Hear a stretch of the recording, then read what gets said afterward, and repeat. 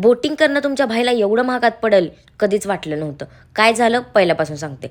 सकाळी सकाळी रिक्षा पकडून मी निघाले होते माझ्या मित्रांना भेटायला गार्डनमध्ये. आणि ह्या केसांचं तर काय चाललंय भाई मला कळतच नाही. कसंबसं केसांना सांभाळत मी गार्डनमध्ये पोचले.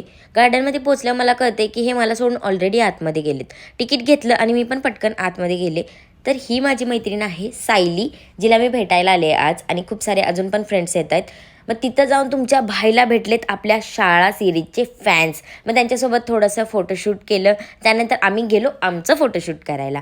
तर पूर्ण गार्डन वगैरे फिरून घेतलं. आणि त्यानंतर आमचा एक मित्र आला. तेव्हा आम्ही ठरवलं की बोटिंग करायचं आणि आपलं जे काही डिस्कशन असेल ते बोटिंगमध्ये करायचं. तर आम्ही फायनली बोटिंगमध्ये जाऊन बसलो. बोटिंगमध्ये आम्हाला समजलं की हे पायडलची बोट आहे. आणि मला आणि सायलीला तर काय पायडल मारायला येत नव्हता. माझ्या तर पायच पोचत नव्हते. तर माझ्या मित्रानं आणि दुसऱ्या मैत्रिणीनं पायडल मारले आणि आम्हाला एवढ्या शिव्या घाल घातल्या. त्यानंतर आम्ही एवढ्या थंडीत पण तर मला कळतं आहे का, आम्ही गोळा खायला गेलो. आणि गोळा खाऊन संध्याकाळीच मला सर्दी ताप खोकला झाला. ते